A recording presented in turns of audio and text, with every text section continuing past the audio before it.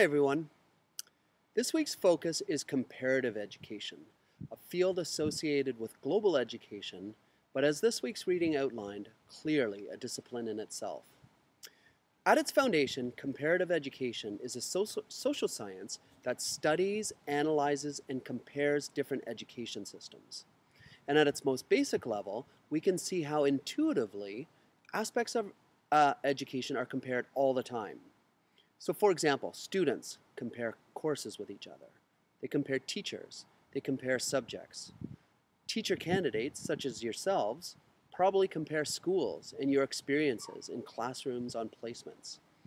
Parents and other citizens compare communities and even cities in determining where to live based on schools and in particular their ratings on standardized tests such as the EQUAL.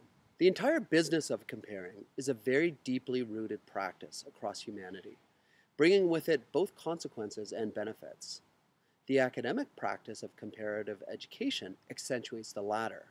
But as we shall discuss, the field is also steeped in critiques of comparative methodologies and the very practice of comparing itself.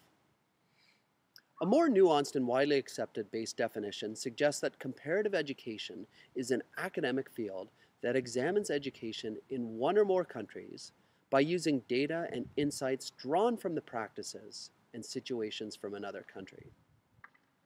A central underlying objective implicit in this definition is that education in one country can be improved by studying how it is implemented in another country.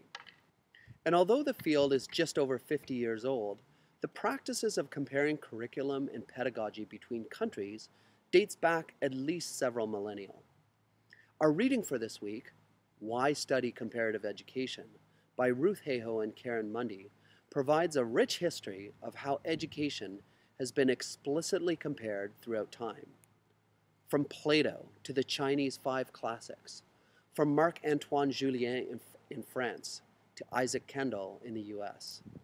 But by the Second World War and the development of UNESCO, UNICEF, the World Bank, USAID, and CETA, comparative education had formally rooted itself as a legitimate field of study. A tangible example of the longevity of the practice of comparing education systems is by simply observing schools around the world.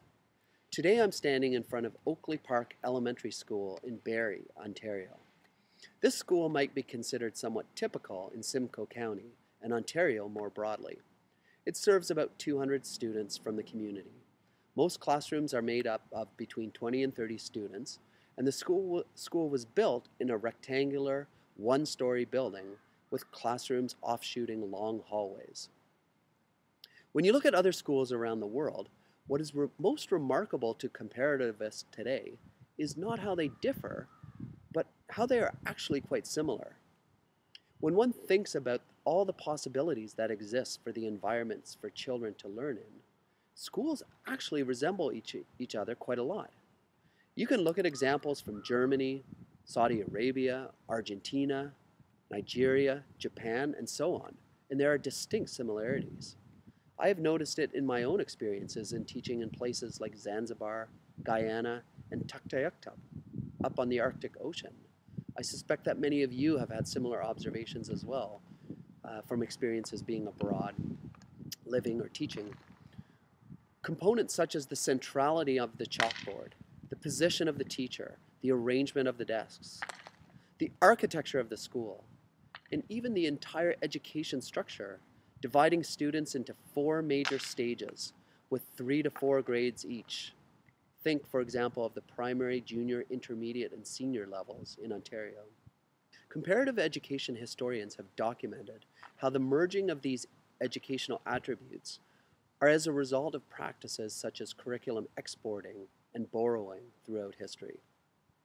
So this is a complex field, but one attempt to bring order has been through a methodological framework, a cube developed by comparative education scholar Mark Bray, in which aspects of education, geographic locations, and demographic groups can be chosen to add precision and meaning to the comparison.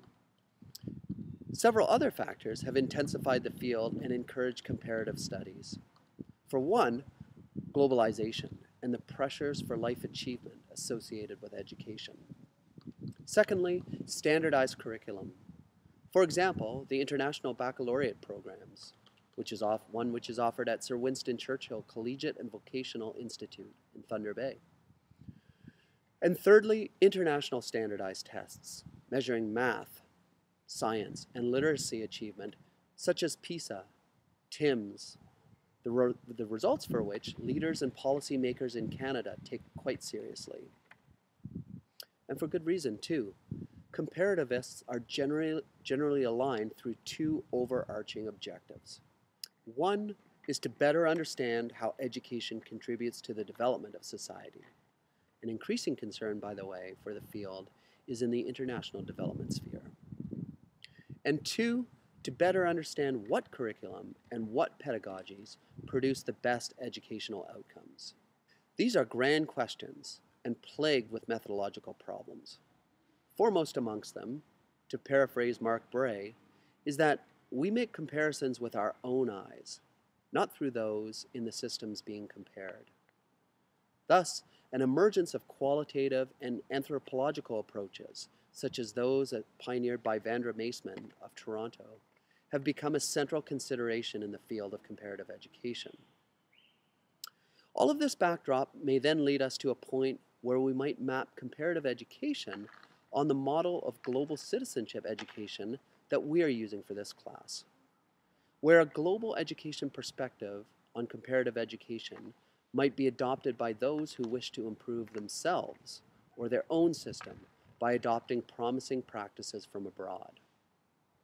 A global citizenship education perspective on comparative education might be used by those who want to help students, teachers, schools, and education systems in general in other countries by exporting the best practices of their own systems in Canada, for example.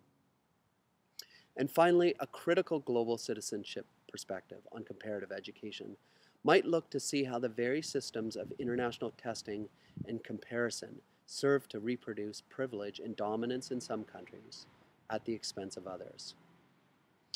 I will be very interested to hear your perspectives on this topic in our discussions for this week. Speak again soon.